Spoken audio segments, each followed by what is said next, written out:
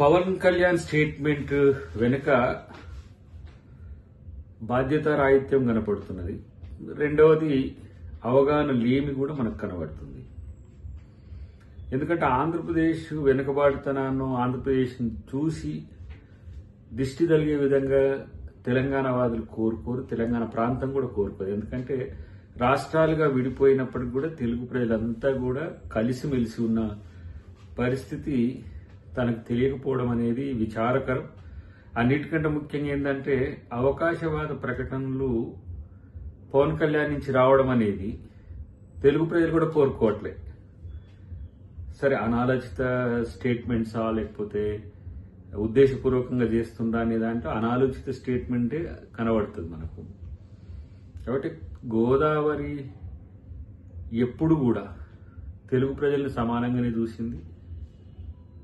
ఏ విధంగా కోనసీమను చూసిందో అదే విధంగా తెలంగాణను కూడా చూసింది. ఇక్కడ ప్రాజెక్టు లేకపోవడం వల్ల తెలంగాణ కొంత వెనుకబాటుతనంతో ఉన్నది, కానీ ప్రాజెక్టులు అయితే మరింత మేలు జరిగేది. కాళేశ్వరం లాంటిది సక్సెస్ అయి ఉంటే మంచిగానే ఉండేది.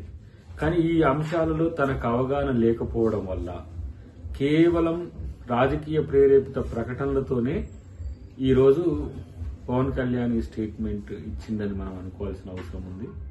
అన్నిటికంటే ముఖ్యంగా కొన్ని స్టేట్మెంట్ కొన్ని సందర్భాల్లో తనకు అనుకూలంగా ఇచ్చుకోవడం అనేది అది పవన్ కళ్యాణ్కి సాధ్యమవుతుంది. కానీ ఆంధ్ర తెలంగాణ ప్రజల మధ్యన చిచ్చు పెట్టే విధంగా భారతదేశంలో ఏ నాయకుడు స్టేట్మెంట్ ఇచ్చినా ఈ తరహా వ్యతిరేకత వస్తుందనేది ఊహించి ఉండకపోవచ్చు. కానీ ఏదో ఫ్లోలో తనున్న నియోజకవర్గంలో మాట్లాడేటప్పుడు మాట్లాడుతున్నది ఒక డిప్యూటీ సీఎం హోదాలో మాట్లాడుతున్నాం అనేది కనుక గుర్తుండే ఉంటే ఇలాంటి ఒక నెగ్లిజెంట్ స్టేట్మెంట్ వచ్చేది కాదు. ఇది తెలుగు ప్రజలు ఎవరు కోరుకోరు, తెలంగాణ ప్రజలు కూడా ఎవరు కోరుకోరు.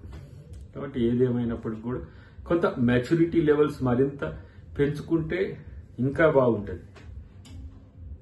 లేకపోతే ఎవరినో సాటిస్ఫై చేయడానికో, మనం ఉన్న చోట ఉన్న వాళ్ళని సంతృప్తి పరచడానికో, లేకపోతే మనం మద్దతు ఇచ్చిన వాళ్లకు అనుకూలంగా ఉండడము అనేది ఇది అవకాశవాద రాజకీయమే అని అనిపిస్తుంది. కాబట్టి ఏదేమైనా కూడా వాస్తవానికి చెప్పాలంటే తెలంగాణకు వచ్చి తెలంగాణ పాట, ఆంధ్రాకి వెళ్ళిన తర్వాత ఆంధ్ర పాట, తర్వాత ఇప్పుడు బీజేపీతో అనుకూలంగా ఉంటే బీజేపీ పాట, టీడీపీతో అనుకూలంగా ఉన్నప్పుడు టీడీపీ పాట, ఇట్లా ఏ పాట ఆ పాట నేర్చింది కాబట్టి కొంచెం తను బతక నేర్చిన పాట పాడుతున్నట్టుగా భావించాల్సిన అవసరం ఉంది. కాబట్టి దీన్ని ఎవరు తెలుగు ప్రజలు పట్టించుకోవద్దు.